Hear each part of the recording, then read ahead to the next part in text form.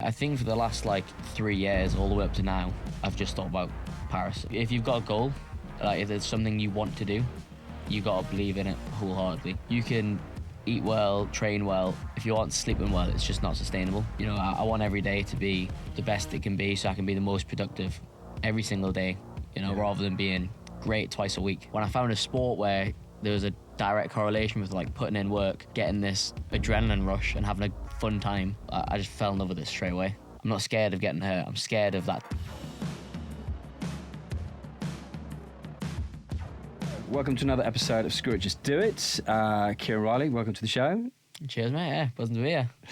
Interested in exploring how you went from riding your first bike at 8 years old to training as a carpenter, then becoming a Red Bull athlete, and then BMX Freestyle Park World Champion, and qualifying for the Paris Olympics 2024. Hit the deck a lot of times on the way, I think. We will dig into that for sure. Tell me first off, to kick things off, Kieran, why do you do what you do? Why do you ride a BMX?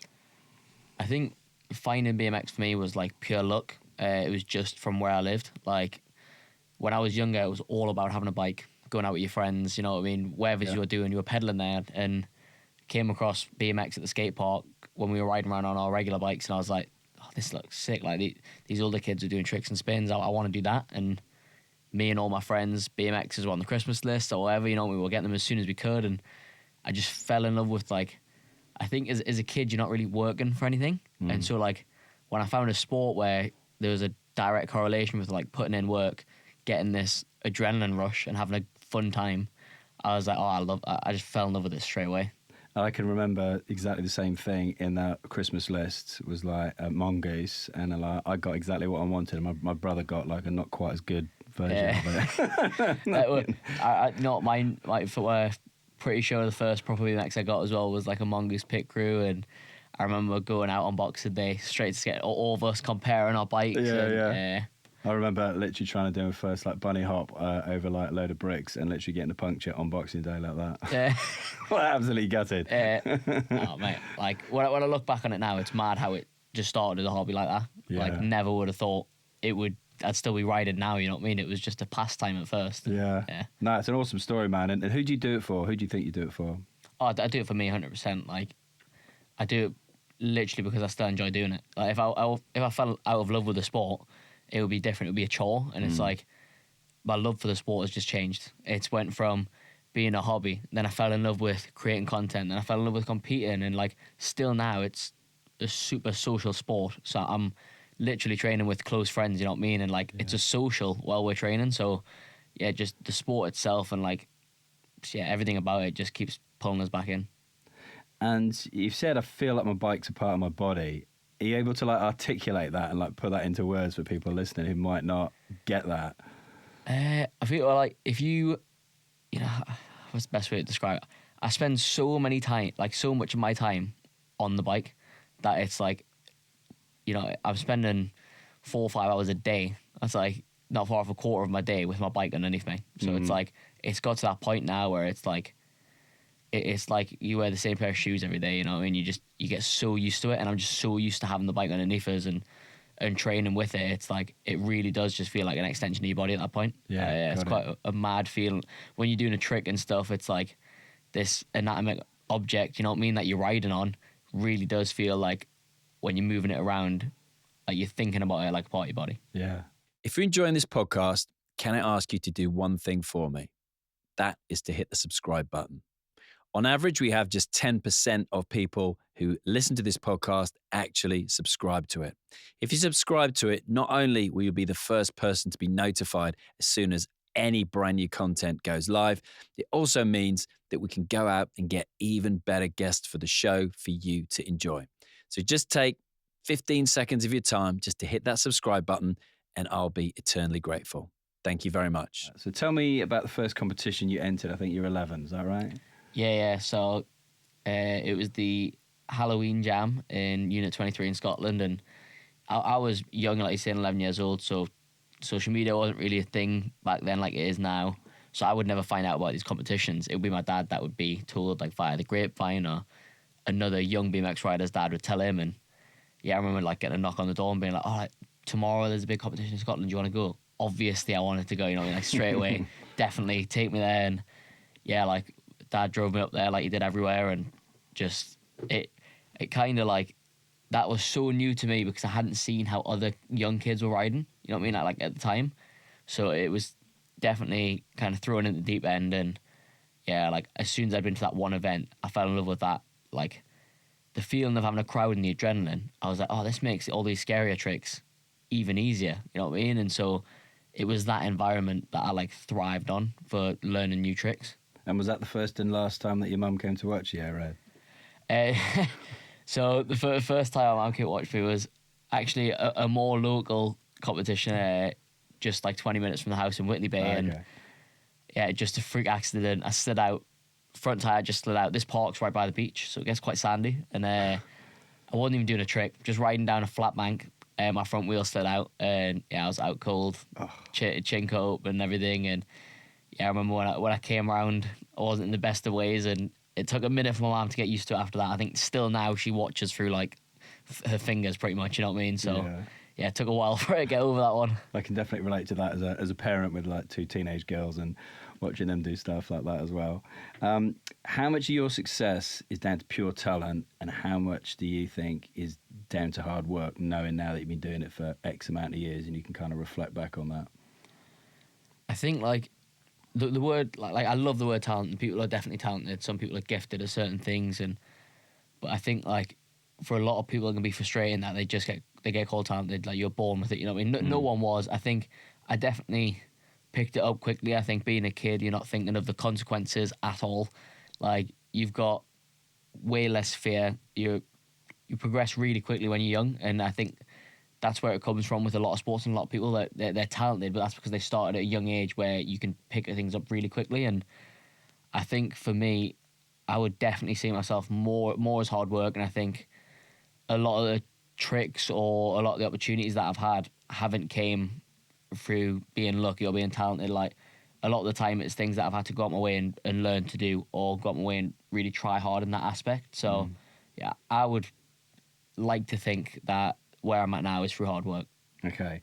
And you mentioned your dad quite a few times in the interviews I've read as being like the hardest working person that you know. Do you think it comes from that then? Is it like kind of inbuilt from an early age? 100%. Like, yeah. Well, my mum and dad as well, like seeing their work ethic. Like we weren't a well-off family, you know what I mean? But I never ever went without. Like my dad, my mum would always complain about like not seeing him and that because he's out working or trying to do something to get some more money in and help us out. And it's like, I think his work ethic, like I was always so like proud of him, you know what I mean? I was like proud to have a dad that would do everything he could to make sure I went everywhere, whether it was like going out of his way to work extra hours so we've got fuel to go to Scotland or Manchester for this event, or just seeing how he is like as a person. He definitely rubbed off on me massively, and I think that's who I look up to when it comes to my work ethic. I hope my girls can say that about me when they're a few years older. It's a lovely thing to say though. But they've also shown you, would you say, some tough love by telling you had to get a job as well? Yeah, like you know yourself being a parent, like you want the best for them, for your kids, and that's exactly what they wanted for me. I think growing up, they were by far my biggest fans. Like I said, like they'd do anything for me to get better or to get this exposure that I needed. And I always had this dream of like, by the time I'm 16, I've got to leave school, I'll have all these sponsors, I'll be a professional rider, and that just didn't happen.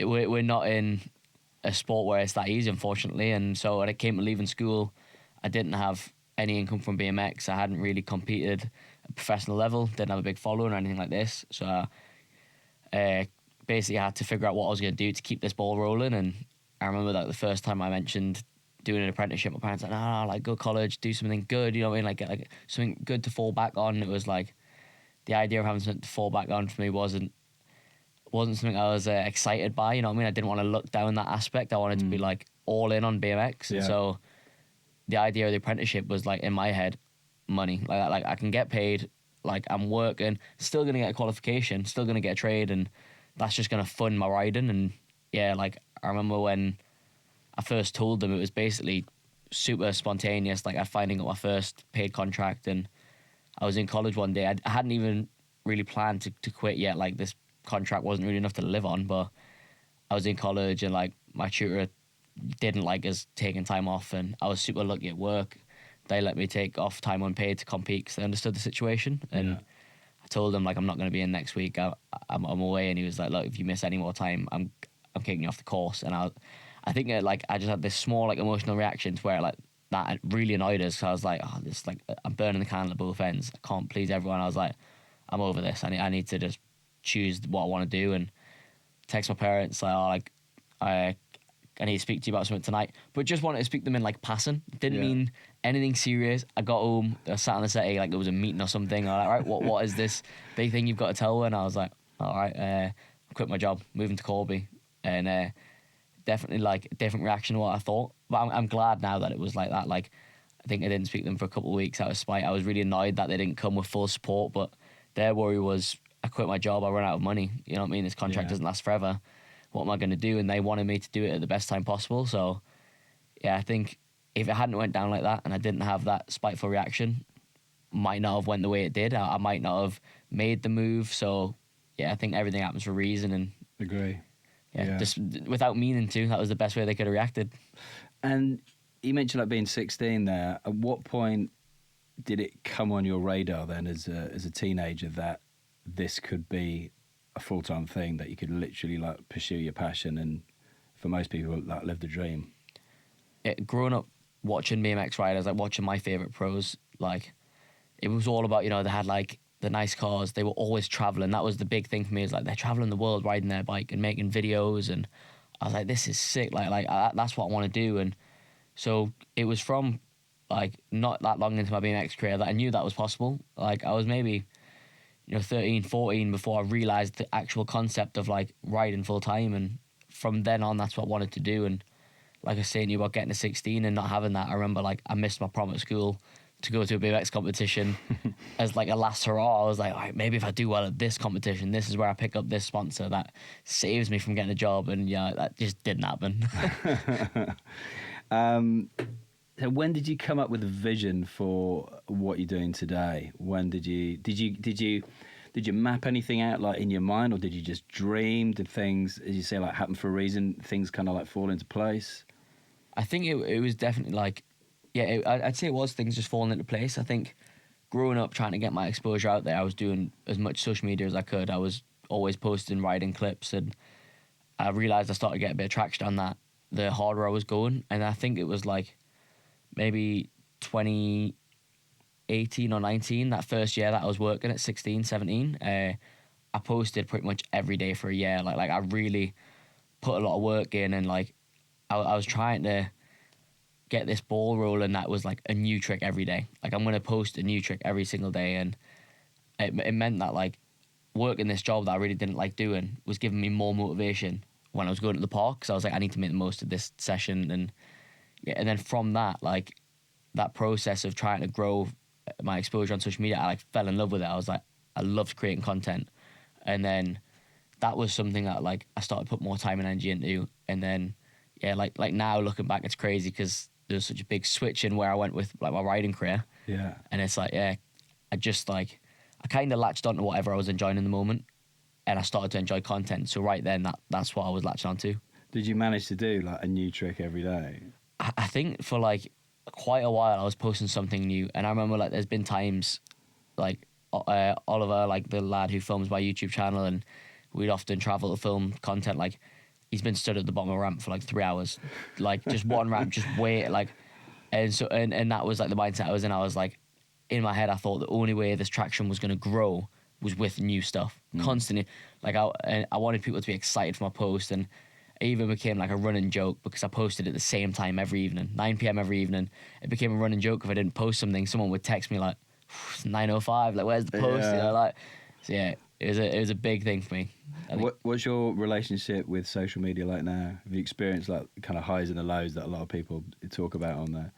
Yeah, I think like I've not had like any really low lows. I think it definitely has times where it's really enjoyable, and it has times where it's more effort. I think recently it's probably been on the back burner a little bit with the qualifying series for the games. Like I've just been focusing on that one thing. So competing and content kind of come hand in hand, like one will overtake each other for a while. Right. And at the minute, I've been really focused on just being competition ready. But that's something like I'm most excited for after the games, is to have all this time to make content again, and kind of go back to like what it was a few years ago, where that was my main focus. So Yeah. I'm excited for that. Do you feel momentum behind you, like when you kind of look back at what you've achieved in like a really short period of time, and you go, you know, like European champion, world champion, just qualified for the Olympics, and you kind of go, okay, it's pretty obvious what's next. Yeah, the maddest thing for me is like going from being like having no expectation, almost like an underdog, you know what I mean, at these events, like no name behind me in the competition world, having like a stellar year right before the games. So it's like it was great for me for confidence boost. Like I really feel like I've earned my spot where I am now. I feel like I'm going to the games with competitors who I've beat before. That's a big confidence boost. And it was just like it was a big thing to deal with the expectation, because it was so sudden. It was like, you know, pre-World Championships, like, yes, I was starting to become a competitor. And then post-World Championships, being dropped in at every event as the world champ, like, people who have never watched BMX might be in the crowd and this is the world champ. Oh, all right, so he's probably going to win. Like, that expectation, that's what took me a minute to get used to. Yeah. And yeah, it's been good timing. Like, that's what I'll say, you know what I mean? Like, having progressed each stage where I have to having my best year being the year before the games, that's like, it's accidental, but it's something I'm really happy with. And are you a confidence rider? Is that something that you, you know, when the pressure's on, do you prefer like riding with pressure as opposed to like super relaxed, no expectation? I think so, yeah. I think every rider, every athlete, in my opinion, you know, we all perform better under pressure when you have to show all that hard work in that moment. And for me, dealing with the pressure is just like relying on my preparation. I've been to events where I've prepared poorly, been to events where I've prepared well, and I know what feels significantly better. Like, it almost feels like you strive in the pressure if you prepared properly. Yeah. It feels like the pressure will crumble you if you know it in that moment, I haven't done everything I can to make this my best opportunity. Yeah. So I mean, it sounds like you're consistent in all things that you do, from like the social media to the riding, but do you have, is it like a typical day for you, or because of the travel, you've got like a couple of different versions of what a typical day looks like? Yeah, it's definitely like a few different versions, I think. There you go. An ideal day, I mean, at the minute this year, I haven't actually competed anywhere near as much as usual because of it being Olympic year. So it's been nice to have time at home to train. A typical day for me is like wake up around 8, take the dog straight out for a walk, try and hold off on breakfast, eat breakfast when I come back, hit the gym or go in the garage where I've got some gym equipment and do something like a bit more sports specific, like better stimulus for what I need, and then go riding in the afternoon, and then hop in a CrossFit class in the evening. You know, for me, it's like I'm still gaining fitness in that. I'm also, there's a nice social aspect, so it's like it's like my step away. You know what I mean? It's like people, I don't know, some people, you work a 9 to 5, you go for a beer. Yeah. That's how you get away from it. Yeah. For me, I'm lucky enough that I've found an outlet that's still beneficial, and I can really switch off and just be in the gym and have a good time. Then come home, eat dinner, chill out, and then try sleep, something I've been working on a lot recently. So I've got like a nice bedtime routine now, and try and be professional. Yeah, it's interesting. I was chatting to Chris Billum-Smith. He became world cruiserweight champion last year, like a year ago. And he's just like had his first defence at Crystal Palace, like won that. And he was saying to him, like, sleeping is a superpower. And he goes, like, I literally just, if I can build my foundation and it starts with the sleep, everything else I can kind of optimise. And he's like going, you know, we've now got like a young baby. And he goes, well, I knew the fight was coming up, and I had camp, but I was coming home. And he's going, I even went to the extent of getting an Airbnb and sleeping away from home, away from like the baby waking up to like maximise my sleep. Can you relate to that? Yeah, like 100%. And it was something that like I was almost in denial about that having such a big effect until I started taking it more seriously and focus on it. It's like you can eat well, train well, if you aren't sleeping well, it's just not sustainable. Like now, I've always struggled with like sleeping, having a good routine, having a good like schedule a sleep where it's like I'm set bed this time, set waking up. You know what I mean? And my girlfriend works a normal job, so she's like her body clock's great. You know what I mean? And like it was a long time before like we were on the same kind of body clock where like I'm actually settling for bed at a regular time, and since doing that, it's like I was saying, it's just more sustainable. Like I know every day I'm gonna feel good. It's not that I'm gonna have one or two great nights sleep in the week where I'm like, oh, I feel great today. Yeah. Not thinking about why. I think that was the thing, is like I didn't really put two and two together where it's like, oh, I had a good night's sleep, I had a good day training. Yeah. So now I'm trying to, I want every day to be the best it can be, so I can be the most productive every single day, rather than being great twice a week. And do you think like before, like not sleeping so well, was any of that to do with travel and stuff like that? Because it does disrupt.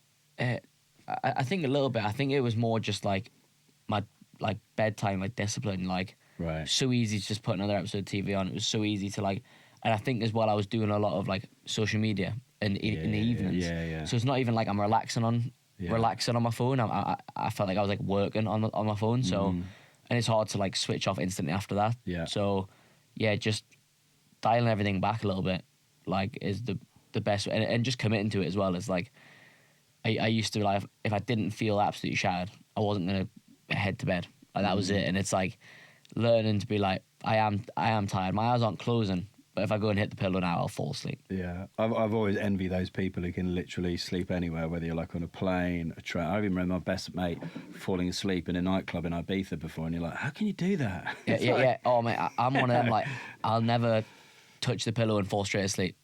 Girlfriend is the opposite. Yeah. Head touches the pillow, she's out. And it's like, it's almost frustrating when you're lying next to someone. Or if I'm sharing a hotel room with one of the lads I'm away competing with, and I'm like, I hear them heavy breathing straight away, and I'm like, oh, he's got one up on me. Gutted. Yeah, exactly. He's sleeping already. Like, yeah. So you talked about like the physical side of things. Tell me a little bit about mental preparation, because I know you worked with like Andy Murray's coach as well. Yeah. So Rich Hampstead for British Cycling has been amazing. Like, I think it's something I never even would have looked at. I think if I hadn't been with British Cycling, and a lot of it is just like, and he'd tell you as well, is really simple things that you just don't think about.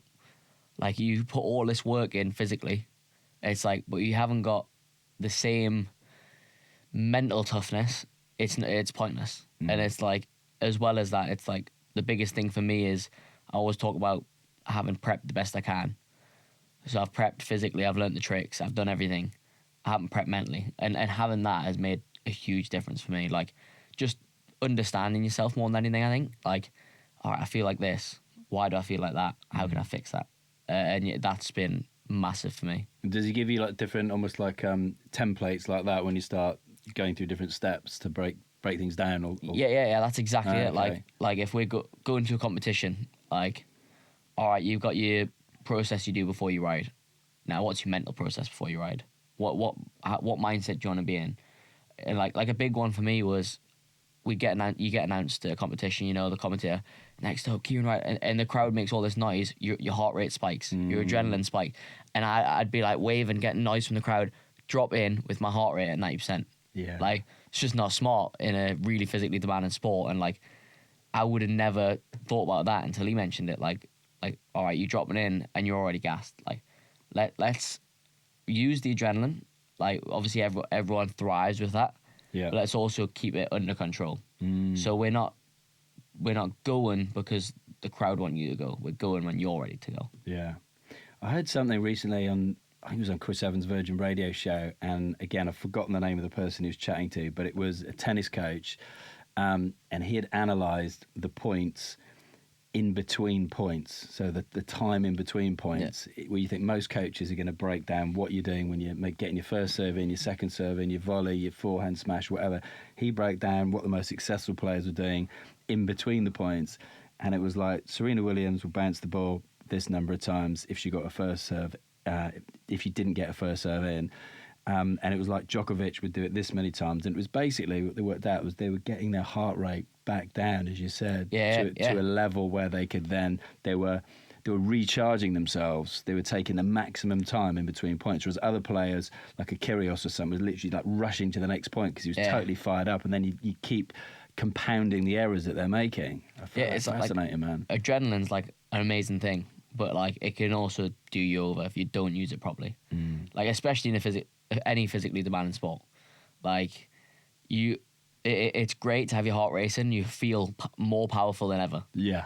But also the second that adrenaline wears off and your heart rate's at 180, you feel it a lot quicker, you know. Interesting.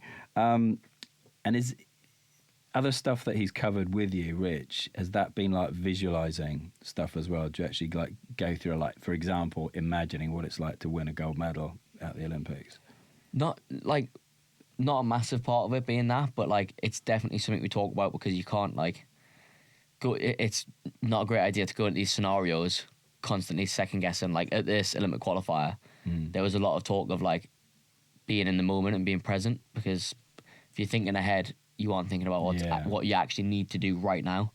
Like it's really easy to think about what if I am going, what if I mess up here and don't qualify, and having all these thoughts racing in your head, you can't focus on the job that needs to be done. And so yeah, just like understanding all that noise was like a huge thing for me. And I think like we talk a lot just about like, I feel like it's almost like him mirroring back your own thoughts. So if I'll say something, and when you're thinking you can't get out of your own head, it's hard to figure out why you're thinking that. If someone says it back to you out loud, puts it out in the air, it's just easier to like understand, like, oh, like when he says it like that, what me thinking like that is dumb, or me thinking that doesn't make any sense. And sometimes that's all you need to hear. And just having a voice like that's been huge for me. And would your advice be to anybody else who's maybe struggling with the mental side of it to get help in that aspect, rather than just kind of plough that lonely furrow alone and just trying to battle it yourself? Yeah, 100%. And it's like if you haven't got the opportunity to go and work with a sports psychologist, like we've all got smartphones now. Like look at even just, I bet now, like if people out there were to look up or like read on it, like there's so many small little tips and tricks. Like a lot of what Rich helps us with is super simple, like really, really simple. But you're so caught up in the deep thoughts, you know what I mean, about like certain events or competing or anything like that, that you just bypass. You don't even see these little tweaks that you could make. Yeah. And it's like if you haven't got access to it, like it's easy enough now in this day and age. Have a look, like look it up. Look at what other athletes are thinking, look what other athletes are doing to help themselves. Yeah. And these small little tips and tricks can make like huge differences. Yeah, a guy I know, and he's still to this day the best like public speaker I've ever seen, is a guy called Pete Cohen, and he was a sports psychologist with Arsenal when they were the Invincibles, like whatever that season was back in the 90s, when they never lost a game. And then Ronnie O'Sullivan, that's another one of his clients as well, who's like, you know, hardly ever loses, does he? You know, Mr. Consistent in his sport. So, no, I think that's sound advice. What's changed in the last 12 months for you, would you say then? I think the standard that I hold myself to is the biggest change I've had, 100%. Like, following on with what I was saying earlier about, like, becoming a competitor and then having pressure and having expectation, like having that on myself now is the biggest change. Because I used to go to competitions and like celebrate making finals, or I would go to a competition and argue I was there for experience, not to win. And like changing my mindset of like I want, like, it's not ever like something I would have expected, but now like going to events, every event I'm at now, I want to win. And like I'm unhappy with results that I would have a year ago been over the moon with. And that's just like holding myself to a higher standard. Now that I know the time and effort I'm putting in, I really want to reap the rewards. And like that's on and off the bike has like had a huge change in my life, I think. Is there anything that scares you? 100%. You know, I think every BMX rider will say they're scared of crashing, and it's not because of crashing. It's because of the time off the bike.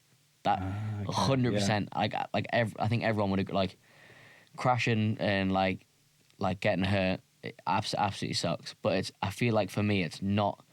I'm not scared of getting hurt. I'm scared of that time it's going to cost me off the bike. That's the biggest. Like when you learn a new trick or you've got to try something that's a bit like on edge. That's what you're thinking about. You're thinking about the consequence of not being able to train. Interesting. Okay. And what's your experience been with injuries? I know, like everybody, you've had a few. Yeah, I've been like fairly lucky with injuries, honestly. Touch wood.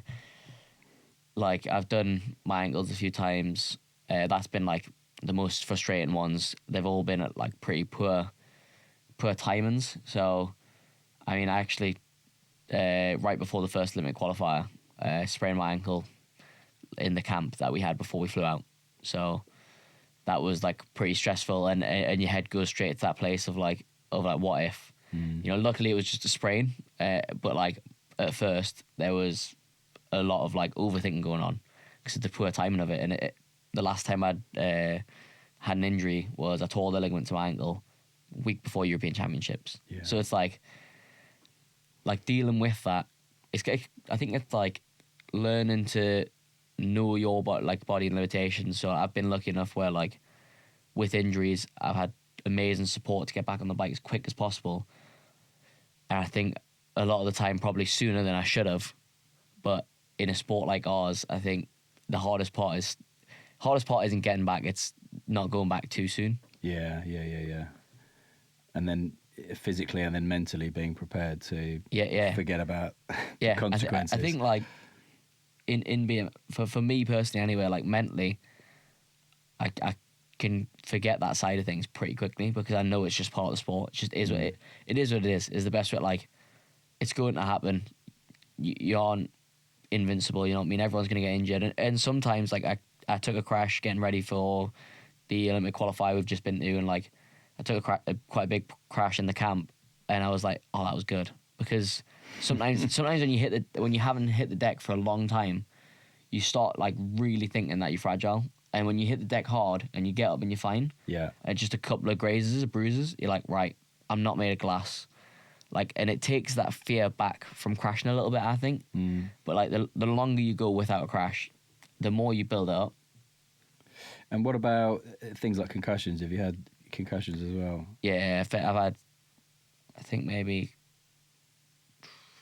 3, possibly 4 concussions. And do you have like different protocols? Because I know different sports have, like, say rugby has different protocols. Yeah. Football now does. You know. Yeah, I think BMX now, like British cycling, you know, our governing body, it's like a 2-week rule. Like they won't support you in competing, or maybe, I'm not sure how strict it is on training, but yeah, like 2 weeks, because they know the significance of the second hit. You know what I mean? If you were to hit your head again, that's where the problem. Yeah. Okay.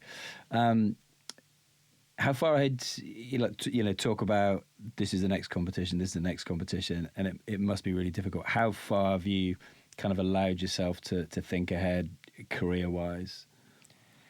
I think for the last like 3 years, all the way up to now, I've just thought about Paris Olympics pretty much, and it's been crazy, like trying to peak for an event that you didn't know if you were going to be at. So you're always getting ready for like the next event. So World Championships might be in a month. All right, I need to peak for World Championships. That's in a month. And then, despite all this, in the back of your head, you've known that everything you've been doing has pretty much been towards Paris. Like for me, anyway, that's been my main goal. Everything I've done up to then has, in the moment when I'm at that event, I'm present. Like I'm thinking just about that event, but I've known that it's all like in work of the goal of the Olympics.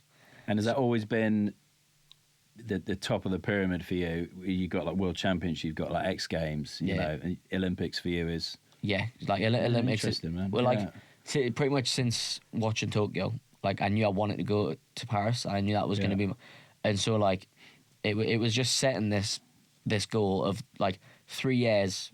It's a long time, but it's like a good enough amount of time where you can make a huge difference and you can focus on that. And every competition that's come in stride has like took focus in prep for that.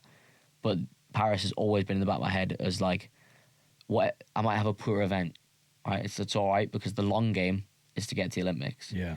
And the beautiful thing with the Olympics as well is like after Paris, we've got 4 years where I can set myself an entirely different goal. I can not think about the Olympics for 2.5 years because our qualification system will start 18 months before. Yeah. And it's going to be nice to have a new goal. Having Paris been the main thing I've thought about for the last 3 years, it's a long time to get ready for one event. And you could have a lot of Olympics in you. Given I was just like again hearing yesterday with the skateboarding, and you've got like 15-year-old and a 50-year-old, which is like bonkers, man, but amazing. Yeah, if you look at Tokyo Olympics, the silver medalist Daniel Dares was, I think, 36. 36, okay. You know, and if you look, that's 14 years for me, so potentially 3 more games. Yeah, which is an amazing stat to have. Still got it's almost daunting when you think about it like that, because it's like, wow, I've got to be on top of my game for another 14 years. But yeah, it's exciting. And when it comes to that, like with the Olympics, what are your thoughts? Like a month, weeks out from that at the moment. It's pretty crazy. It's came so quick. I'm never someone who says like, oh, like this year's gone so fast, or time's flying, and like it really does feel like yesterday that I watched like Charlotte and Declan Brooks. Like I watched them at Tokyo, and they absolutely knocked out the park. Both went in as underdogs, both medaled, and like that was where I kind of like set my heart on it, that I wanted to do it. So now, being 4 weeks out from going out there, finally knowing that I'm going, it's like that mindset has switched now of like, all right, I can forget about qualifying. I'm qualified. This next month's all about going to the Olympics to win.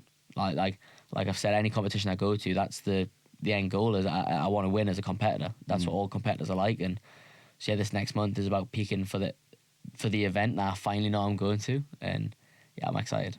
What obstacles do you foresee in your way from reaching your goal? I think in BMX Freestyle, we've got 12 riders at the games, 12 of the best riders in the world. You can't count anyone out. We've got a qualifying at this games, which is also new. So it's actually going to go from 12 down to 9. And no one's going to want to miss that cut line at the games. So not really going to be like a regular qualifying. It's going to be doing the run of your life twice in a row to make sure you get there. So that's going to be a huge thing at the games this time. Not being able to go there with just one run planned to take the win.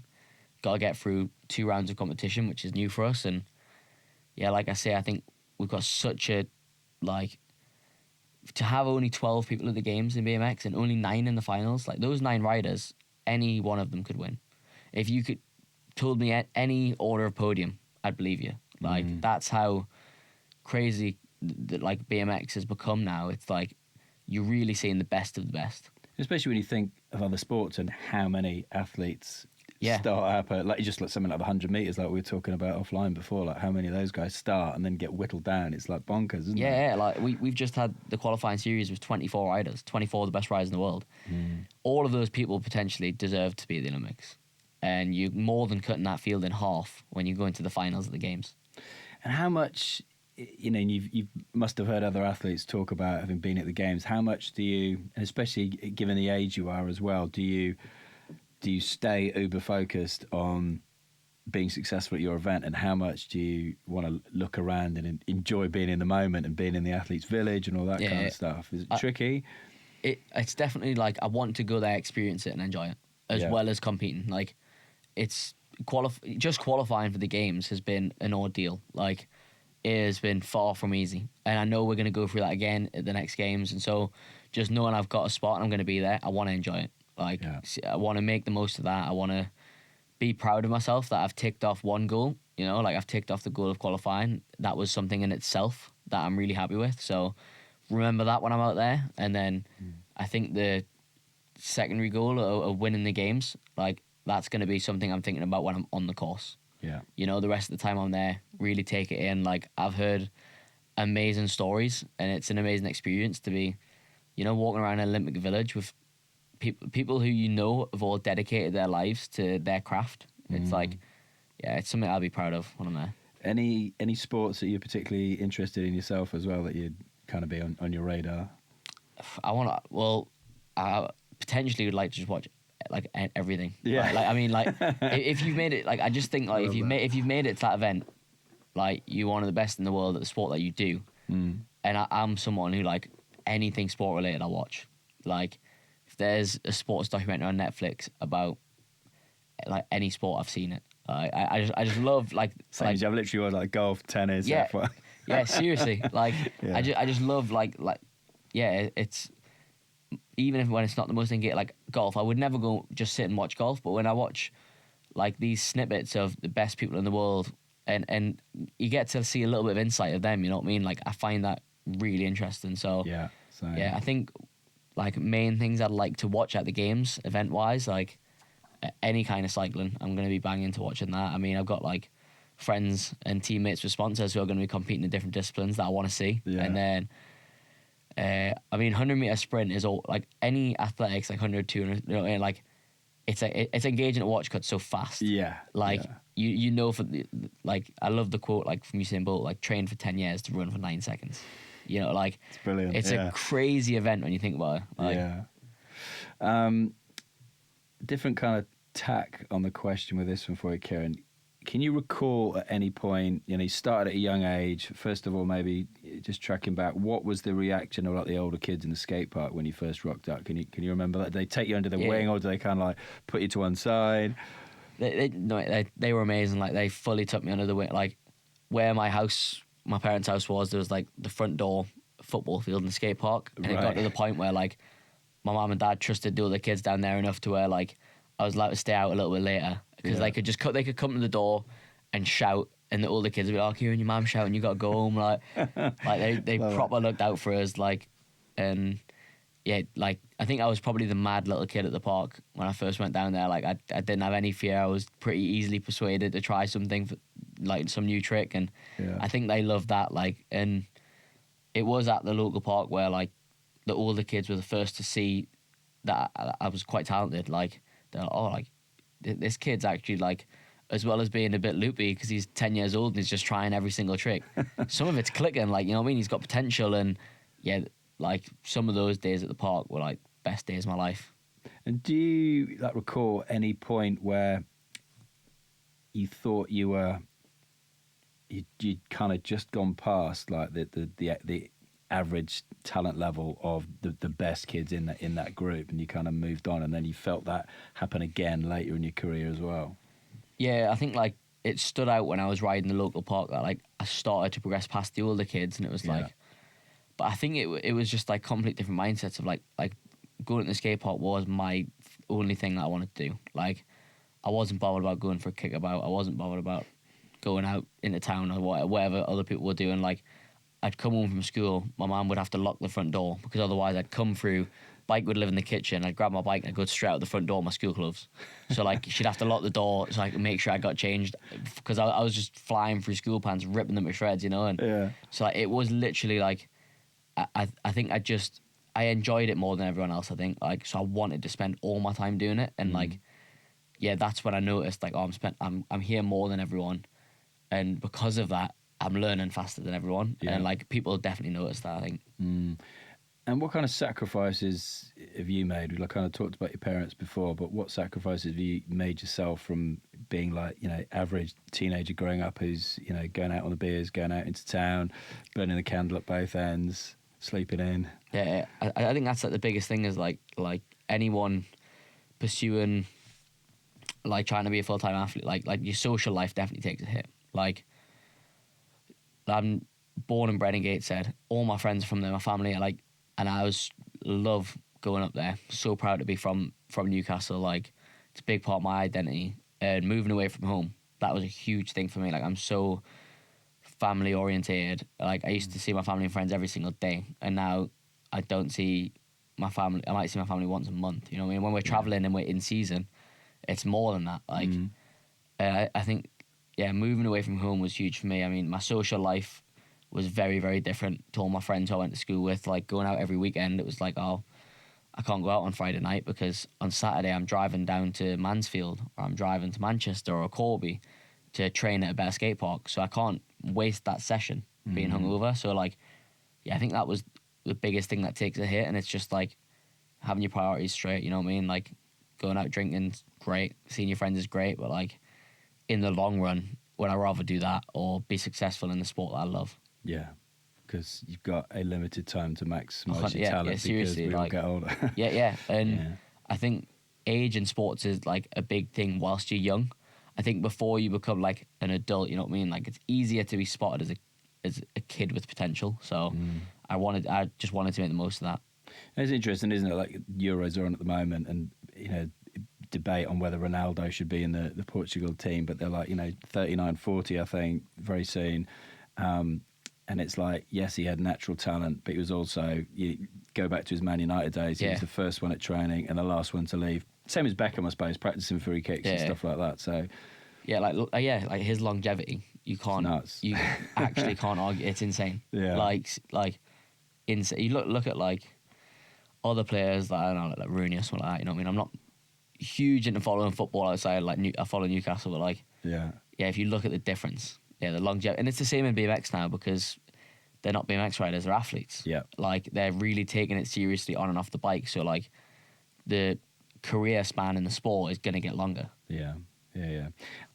Tell me, we're here in the Red Bull studio. How did your relationship with Red Bull come about and like, what were your emotions at the time and your parents' emotions?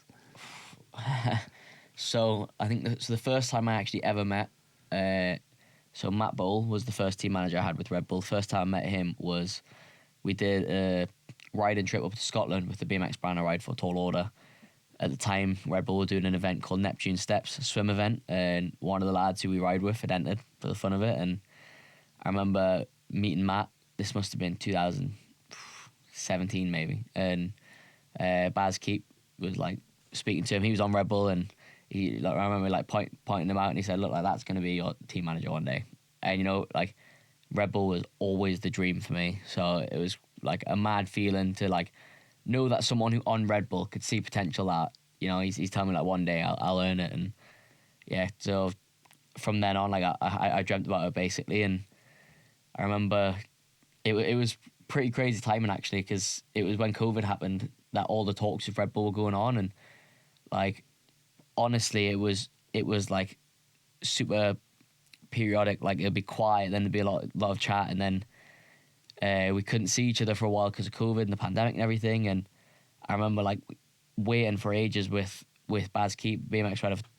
He owns the BMX brand I ride for, rides for Red Bull, has for a long time. We're trying to meet up, and finally we can meet up in like groups of 4 through the pandemic.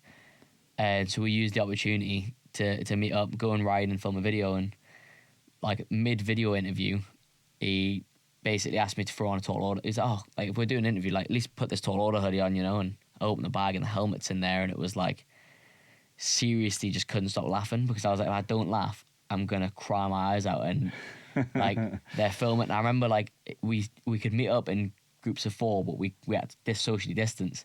I remember I kept hugging him. I kept hugging Baz and like saying thank you, and like I was getting over, and Baz kept being like, I don't know if we're gonna be able to post this video because you keep hugging me. And like it turned out they'd had the helmet for months, and really, I couldn't get it because like, and even so Ollie, who films my YouTube channel, like we grew up like from quite a young age together, him filming and me riding, and so he'd actually known for like 3 or 4 months that the helmet was painted. Wow, it was done, and he kept it quiet. And he kept it quiet. Like, and I talk to him about it every day. Haven't heard anything today. Like I haven't heard anything for a while. Hopefully they're still keen. And he texts me back like, yeah, hopefully. Oh my god, poker face, man. Wow. Seriously, like it was so surreal. Yeah. Like on a cool day in the middle of a pandemic, we finally could meet up with each other. It was like it brought like a little bit of light back into like a tough time. Yeah. What's the name of the Red Bull race? Because I interviewed probably this time last year actually, the Athertons. Like the yeah. And what's that mad event that Red Bull do? Hardline. Oh my Jesus Jones. Yeah, that looks brutal, man. Another rider just this year got their helmet at Hardline. Like, really? That's like one of the things I love about Red Bull is the whole helmet thing. Like being given your helmet is it's an experience in itself. Like if you get sponsored by a brand and you put pen to paper, like it's not that interesting. But like being handed it like it's a sentimental moment. You know what I mean? Yeah, I think the only other sport I could think of, like I'm a big American football fan, is like when a new player signs and you get like the new Raiders helmet or the Giants helmet, something like that. But no, I think it's a really cool thing to do, man. No, it's definitely a proud moment for me. Right, last couple of questions. So quick fire round for you to finish off. Kieran, what was the one thing you think you needed to screw it, just do it and get from where you were to where you are now? Just like self-belief. Yeah, 100%. Yeah, like I had to just like fully commit to the idea that I could do it. If I'd been on the edge about whether or not I was going to make it, I would have still been working on site right now. Are you currently where you want to be? I'm not far off. Not far off. That's a good answer. I like it. And what was the one action that you needed to take that if you hadn't taken that action, nothing else would have happened? So like the big domino that knocked over all the other dominoes in your path. Biting the bullet and quitting my job was like, yeah, that was the game changer for me. That's really good answers, man. Last one. What piece of advice would you give to anyone who's in a bit of a tough space? We get like on this show, it's like 87% males, age like 18 to 33. What advice would you give for them? They're struggling to help them get from where they are in life to where they want to be. If you've got a goal, like if there's something you want to do, you got to believe in it wholeheartedly. Do whatever it takes. You know what I mean? And like think about how much you want it. Put your priorities right. If all your mates are going out and doing whatever they're doing and it's not what you want to be doing, like remember your goal. It's your path. You can veer off and do that. You know, I've been there and done it. Like it was the best decision I ever made was to just go in wholeheartedly. Really good answers. Last one. How can people connect with you best? Is it like through your Instagram channel? Yeah, Instagram the best way. Kieran BMX Reilly. That's by far what I'm most active on. And then YouTube. You got a YouTube channel? Kieran Reilly BMX on YouTube as well. Going to be a lot more content coming to that after the games. Amazing. Well, look, wish you all the best. Really appreciate you taking the time out. I know you got super crazy busy schedule, so enjoy the time back home with your friends and family. Thank you, mate. Thank you very much. Thanks so much for listening to this episode. If you enjoyed this episode, please become part of the growing Screw It Just Do It community by clicking the follow or subscribe button. I've set a goal to get 50% of those who listen or watch the show to follow or subscribe. The starting point is a little over 10% of you, so we've got some work to do. As always, I hope that each episode of this podcast is helping you get from where you currently are to where you want to be.